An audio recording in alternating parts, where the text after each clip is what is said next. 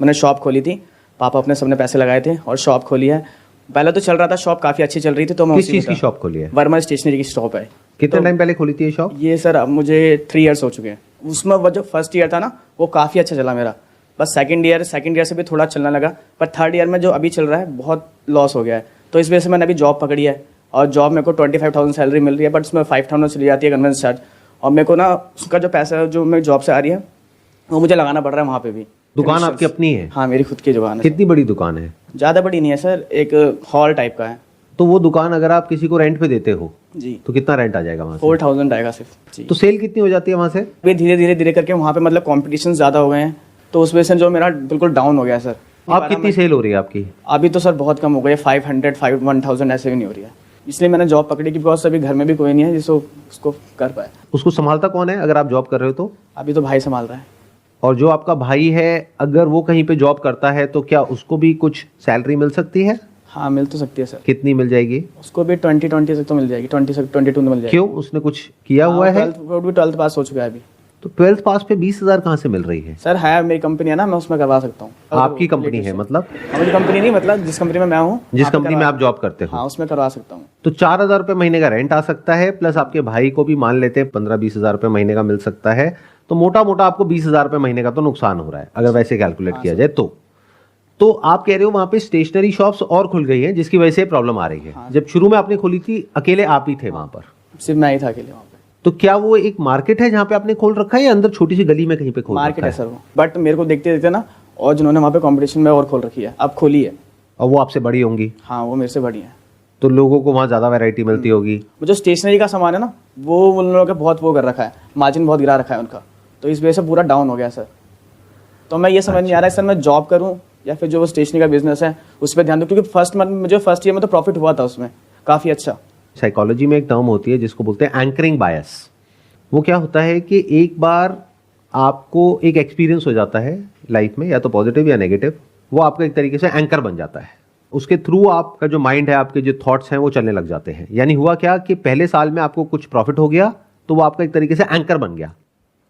सो सबसे पहले तो इस बायस से बाहर निकलना होगा, यानी कि ये जो आप अभी काम कर रहे हो वापस से उसको अचीव करने के लिए ये तरीका ठीक नहीं है। पहले आपको अभी की रियलिटी को समझना होगा कि अभी करंट मार्केट की क्या रियलिटी है, अभी उस लोकेशन की क्या रियलिटी है, उसको समझ करके फिर उसके हिसाब से एक डिसीजन लेना होगा। जैसे मुझे जो समझ आ रहा है आपकी सिचुएशन में 2 ऑप्शंस हैं। एक ये कि आप जहां पे जॉब कर रहे हो वहीं पे आपके भाई की भी जॉब लग जाती है और आपको महीने का 40-50 हज़ार रुपये आता है टोटल आपके घर में, which is not bad. Sir stable भी तो नहीं है ना, जैसे जॉब है, अब जैसे मेरा काम वहाँ पे नहीं हो पाया ढंग से, तो फिर वो तो निकाल देंगे मेरे को। और अगर वहां से निकालते हैं तो क्या कहीं और आपको जॉब मिल जाएगी आसानी से या नहीं मिलेगी? मिल तो जाएगी सर, बट उससे मतलब वहाँ का मुझे एक्सपीरियंस अच्छे से हो गया ना। किस फील्ड में जॉब मेरी करते हो? टेलीकॉलिंग मार्केटिंग एग्जीक्यूटिव में है। तो कोल्ड कॉलिंग करते हो आप? कोल्ड कॉलिंग भी करता हूँ। कोल्ड कॉलिंग भी करते हो, और जो इनबाउंड आती है वो ज्यादा करते हो, आउटबाउंड ज्यादा करते इनबाउंड हो? आउटबाउंड दोनों। कॉलिंग में कुछ सेल करते होगे और सेल करके उसमें इंसेंटिव होगा। हाँ सर, इंसेंटिव सही हुई है। तो ये जो आप काम कर रहे हो इसकी डिमांड तो कभी भी कम नहीं होने वाली। हाँ, ये तो है सर। ये जो आपकी स्किल्स है जिसके बेस पे आप सेल्स जनरेट कर पा रहे हो, अगर आप एक्चुअल में इस पे काम करो, इसको और इंप्रूव करो, तो सेल्स में कितना पैसा कमाया जा सकता है उसकी कोई अपर लिमिट नहीं है। पहले इस बात को अच्छे से समझ लेना। मतलब ऑल्दो ये सीरीज चल रही है बिजनेस के बारे में, लेकिन अब यहां पर मैं एक अलग बात करने वाला हूं बेस्ड अपॉन योर सिचुएशन। वो क्या है कि सबसे पहले तो इस रियलिटी को एक्सेप्ट करो कि जिस एरिया में आपने वो स्टेशनरी शॉप खोली थी वो एक टाइम पे बहुत अच्छा था, क्योंकि वहां पे आप अकेले थे, एक तरह की आपकी मोनोपोली थी। लेकिन आज वहां पे और भी बहुत सारे ऑप्शंस आ गए हैं और वो आपसे सस्ते में माल बेच रहे हैं, तो लोग वहां पर जा रहे हैं, आपके पास नहीं आ रहे। तो अननेसेसरी इसको पकड़ करके बैठने का कोई सेंस नहीं है। या तो इस दुकान को रेंट पे देना चाहिए, ऑप्शन नंबर 1। ऑप्शन नंबर 2, इस दुकान पे कुछ और करना चाहिए। जरूरी नहीं है ना कि हमने स्टेशनरी का काम किया तो वही करेंगे जिंदगी भर, किसी किताब में थोड़ी लिखा है। जैसे पहले एक जमाने में एक तरह के मोबाइल फोन आते थे, उसके बाद में स्मार्टफोन आए, तो ऐसे कुछ प्लेयर्स थे जिन्होंने कसम खा ली कि हम तो ऐसे ही मोबाइल फोन बेचेंगे। उनका क्या हुआ? खत्म हो गए, बर्बाद हो गए। वक्त के साथ बदलना ही पड़ता है। तो आपको देखना होगा कि टाइम कैसे चेंज हो रहा है, उसके हिसाब से या तो कोई काम करना होगा, और वो काम ऐसा होना चाहिए जिसमें मार्जिन अच्छा हो। यानी उस एरिया में डिमांड तो हो लेकिन सप्लाई ना हो। लेकिन यह भी समझना होगा कि अगर वो काम आपका चल गया तो जो स्टेशनरी में हुआ वही वहां पर भी होने वाला है। यानी कि ये सर यही पहले साल में तो आप कमा लोगे, हाँ उसके बाद में अगर वो काम चलता हुआ दिख गया आसपास वालों को, उनको दिख गया कि यहां पर इतने लोग आ रहे हैं, तो अगले साल और दुकानें खुल जाएंगी। तो क्या इसके अलावा यानी स्टेशनरी के अलावा कोई और थॉट आपके माइंड में चल रहा है कि क्या काम वहां पे किया जा सकता है उस लोकेशन में? वहाँ पे तो सर एंटरप्राइजेस का ही चल सकता है वैसे। What do you mean by enterprises? मतलब जैसे कि टीवी, रेफ्रिजरेशन, ये सब मोबाइल शॉप्स, मतलब पूरा वो बनाना पड़ेगा सर। जैसे फ्रिज हो गए, वॉशिंग मशीन्स हो गए। बट दुकान तो बहुत छोटी है आपकी, उसमें ये सब कैसे तो करोगे? ये सब नहीं हो पाएगा ना सर, इसलिए। तो ये नहीं हो पाएगा ना। हाँ, तो आप ये क्यों कह रहे हो कि यही काम चल पाएगा और कोई काम क्यों नहीं चल क्योंकि पाएगा? वहाँ पे जो काम चल रहे हैं सर यही ज़्यादा चल रहे हैं वहाँ पे। ये एक और बायस है, मतलब आपने जो देख लिया वही आपको लग रहा है कि वही काम चल सकता है, जबकि यहां पे भी गड़बड़ क्या है कि जिसका काम चल रहा है उसके पीछे कोई ना कोई वजह है जिस वजह से वो काम चल रहा है। हो सकता है वही काम आप करो तो वो काम बुरे तरीके से फेल हो जाए। ये भी सही तरीका नहीं है काम को करने का। आप समझ रहे हो ना बिजनेस में हम क्या गड़बड़ करते हैं?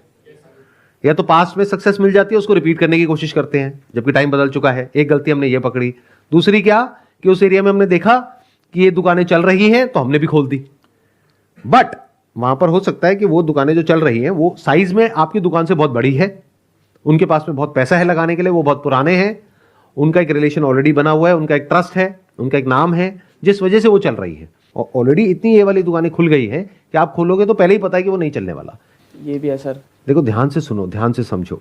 लाइफ में क्या होता है, ये सिर्फ बिजनेस के लिए नहीं है, लाइफ में और भी सारे जो हमारे एस्पेक्ट्स होते हैं ना, उसमें क्या होता है कि कोई ऐसी चीज होती है या कोई ऐसा इंसान होता है जिससे कभी हमको पास्ट में कोई बहुत पॉजिटिव एक्सपीरियंस हो जाता है, लेकिन अब वो जो चीज है या वो इंसान है तो टॉक्सिक हो गया है या काम है तो वो लॉस मेकिंग है, फिर भी हम उस काम को या उस इंसान को छोड़ नहीं पा रहे हैं। क्यों? आदत हो गई है।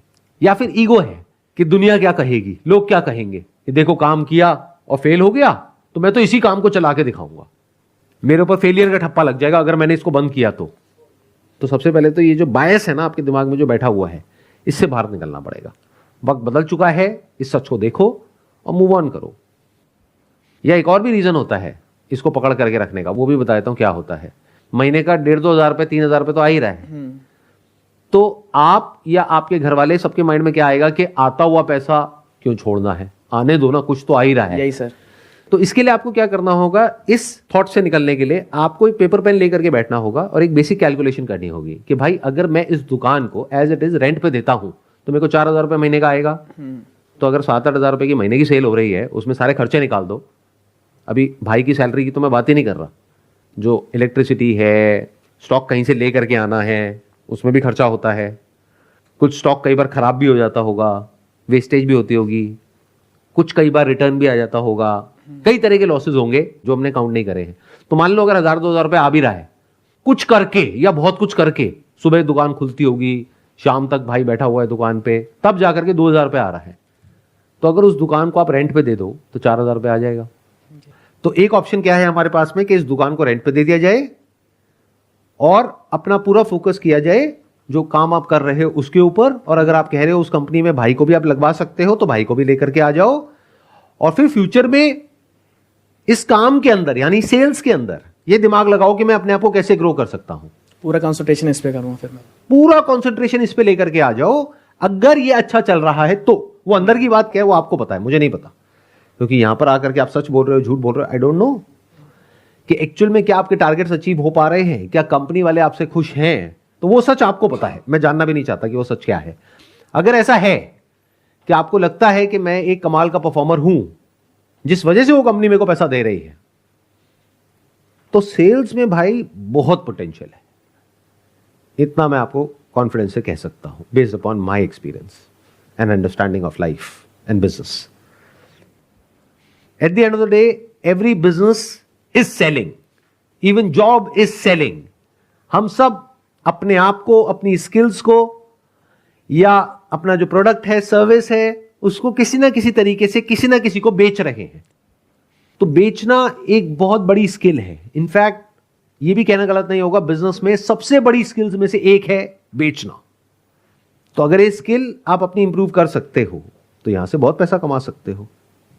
और दूसरी तरफ से अभी जब मैंने आपसे पूछा कि और आपके माइंड में क्या बिजनेस आइडिया आ रहा है, तो आप क्या कह रहे थे कि एंटरप्राइज खोलनी पड़ेगी, यानी कि इलेक्ट्रिकल अप्लायंसेज, होम अप्लायंसेज, ये वो सब करके हम करेंगे। तो उससे जहां तक मेरे को समझ आ रहा है कि आपका जो माइंड है वो बिजनेस में इतना तेजी से नहीं भाग रहा है।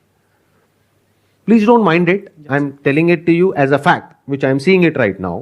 क्योंकि अगर वो बिजनेस माइंड होता तो आपके दिमाग में इस वक्त 5-10 आइडियाज घूम रहे होते ऑलरेडी कि सर यहां पे ये भी किया जा सकता है, ये भी। बट आप क्या कह रहे हो कि वहां पर यही काम चल सकता है क्योंकि यही काम चल रहा है। तो that means you are not seeing a gap in the market. तो लॉजिकली स्पीकिंग बिजनेस से बेटर आपके लिए यह रहेगा कि जो आप जॉब कर रहे हो वहां पर एक्सेल करने के बारे में सोचो, उसमें सोचो कि हम आगे कैसे बढ़ सकते हैं। किसी किताब में नहीं लिखा है कि सबको बिजनेस ही करना है। आपको पहले खुद को समझना है कि आपका दिमाग किस तरीके से चलता है। जैसे फॉर एग्जाम्पल, अगर अभी आप मुझे बोलते कि इस दुकान के ऊपर मैं ये कर सकता हूं, मैं वो कर सकता हूं। फॉर एग्जाम्पल, मैं छोले भटूरे खाने के लिए वहां जाता हूं पहाड़गंज में, वहां पर मेरी बात होती है उससे, बंदे से जो बनाता है, उसको इतनी सैलरी मिलती है, वो तैयार है, वो वहां से छोड़ करके यहां आ जाएगा। और अगर मैं यहां खोल देता हूं तो इतना पैसा कमा सकता हूं बेस्ड अपॉन दिस कैलकुलेशन। तो मैं कहता बिजनेस आपके लिए है। बट अभी बेस्ड अपॉन आवर कॉन्वर्सेशन मेरी रिकमेंडेशन पर्सनली आपको ये होगी कि अपना जो फोकस है वो जो आप कर रहे हो, यानी कि ये जो टेली कॉलिंग का जो आप काम कर रहे हो, सेलिंग का काम कर रहे हो, इसमें लगाओ दिमाग, इसको सोचो और कैसे बढ़ाया जा सकता है। और सर एक बार भाई से ही पूछ लूंगा, मतलब उसका जो इंटरेस्ट हो, क्या पता उसमें बिजनेस से ज़्यादा इंटरेस्ट हो, तो वो आगे करना चाहता हो तो उसको बढ़ा सकता है ना आगे। ध्यान से मेरी इस बात को सुनना, इंटरेस्ट से कोई फर्क नहीं पड़ता है। इंटरेस्ट तो आपका भी है, तभी डिस्कशन कर रहे हो ना, तभी उस स्टेशनरी शॉप को और चलाना चाह रहे हो। बट मैं बेस्ड अपॉन आवर कॉन्वर्सेशन आपको कुछ सजेस्ट कर रहा हूं कि एक्चुअल में ऐसा क्या है आपके अंदर जिसके बेस पर आप आगे लाइफ में और ज्यादा ग्रो कर सकते हो। मतलब बेसिकली इसको इस तरीके से देखो कि एक मछली है जो पानी में तैर रही है, उसका इंटरेस्ट है हवा में उड़ने में, तो हमें क्या समझना है कि उसका इंटरेस्ट किस में है या वो एक्चुअल में अंदर से क्या है। दोनों में बड़ा फर्क है। ये इंटरेस्ट, पैशन, ये सारे जो वर्ड्स है ना, ये बहुत खतरनाक है, क्योंकि इंटरेस्ट तो किसी के भी अंदर पैदा किया जा सकता है। जैसे आपका भाई है, आपसे छोटा है, उसके पास में मैं आऊं और आकर के उससे स्टॉक मार्केट के बारे में बात करने लग जाऊं कि ये देख भाई, मैं तेरे को एक कहानी सुना रहा हूं। ये बंदा है वहां पर यूएस में, इसने $100 से शुरुआत करी थी, यानी 8,000 रुपए से, और आज इसके पास में 8,000 करोड़ रुपए है। तो वो कर सकता है तो तू भी कर सकता है। 4 दिन बाद उसका इतना इंटरेस्ट आ जाएगा कि वो आपसे लड़ेगा आकर के, कहेगा भाई मुझे पैसा चाहिए ये स्टॉक मार्केट में काम करने के लिए। तो इंटरेस्ट का क्या है? इंटरेस्ट तो इतनी सारी बेटिंग एप्स, गैम्बलिंग एप्स चल रही हैं, करोड़ों लोगों का इंटरेस्ट है उसमें। That is not important. You have to see and understand कि वो एक्चुअल में किस काम में अच्छा है या अच्छा हो सकता है। समझ गया मैंने क्या बोला है? देखो दोनों में बड़ा फर्क होता है। ध्यान से सुनना, मेरी इस बात को ध्यान से समझना। जब हम बात करते हैं ना इंटरेस्ट की, पैशन की, तो इंटरेस्ट क्या आपका आउटकम में है या उस काम में है? जैसे कोई इंसान बोलता है कि भाई मेरा एक्टिंग में इंटरेस्ट है, तो समझना पड़ेगा कि उसका एक्टिंग में इंटरेस्ट है या हीरो बनने में है। दोनों में फर्क देख पा रहे हो? बहुत बारीक सा फर्क है। हीरो बनने में तो सबका इंटरेस्ट है, किसका नहीं है? यानी हीरो बनने के बाद जो लाइफ मिलती है वो किसको नहीं अच्छी लगती है? सबको चाहिए। बट क्या एक्टिंग में इंटरेस्ट है? चलो इंटरेस्ट भी है एक्टिंग में, क्या एक्टिंग के लिए जो टैलेंट चाहिए होता है या फिर उस टैलेंट के ऊपर इतना काम करना होता है कि वो टैलेंट एक्चुअल में स्टैंड आउट कर सके, क्या उस सब में उसका इंटरेस्ट है या सिर्फ हीरो बनना चाहता है वो? 99% लोग जो पैशन, इंटरेस्ट, इन सब चीजों की बातें करते हैं, उनका आउटकम में तो इंटरेस्ट है, लेकिन जो उसके लिए धक्के खाने पड़ेंगे उसमें नहीं। यानी एक्टिंग सीखने के लिए या अपनी एक्टिंग को इंप्रूव करने के लिए धक्के खाने पड़ेंगे, उसमें कोई इंटरेस्ट नहीं है। तो अगर देखना ही है तो ये देखो कि आपके भाई का इंटरेस्ट किस काम में है और क्या उसमें वो कैपेबिलिटी भी है या नहीं है। कैपेबिलिटी किस चीज की? वो सीखने की, वो समझने की। फॉर एग्जाम्पल आपका भाई कहता है कि भाई मेरा इंटरेस्ट एंटरप्रेन्योरशिप में है, बिजनेस में है। तो बिजनेस के लिए सबसे इंपॉर्टेंट क्या है? एक ऐसा दिमाग जो खुला हुआ हो, जिसको हर तरफ से अपॉर्चुनिटी नजर आ रही हो। जहां पर लोगों को दिखता है कि यहां कुछ नहीं हो सकता है, वहां पे भी उसको नजर आ रहा हो कि यहां पे भी बहुत कुछ हो सकता है। उसका दिमाग 24 घंटे ऐसे चल रहा हो। अगर ऐसा है तो उसको सीखना पड़ेगा कि बिजनेस होता क्या है। तब मेरी ये जो सीरीज है वो उसके काम की है। फिर वो करेगा, फिर अपनी गलतियों से सीखेगा, फिर जाकर के शायद वो सक्सेसफुल होगा। कुछ क्लैरिटी आ रही है आपको? मुझे अपना जो मैं कर रहा हूँ ना, उस पर मुझे अपना अच्छे से फोकस करना है अब। और भाई को अगर उसका है, अगर वो करना चाहता है उसे अच्छे से, तो मैं उसे एक बार देखूंगा, ऑब्जर्व करूंगा, वो करना चाहता है तो मैं उसको वो करने दूंगा। तो अब मैं अपनी जो जॉब कर रहा हूँ उसको मैं और 100% देना चाहता हूँ, अच्छे से बिल्कुल करना चाहता हूँ उसको। Wish you all the best जो भी आप कर रहे हो उसके लिए। Let's give a big round of applause for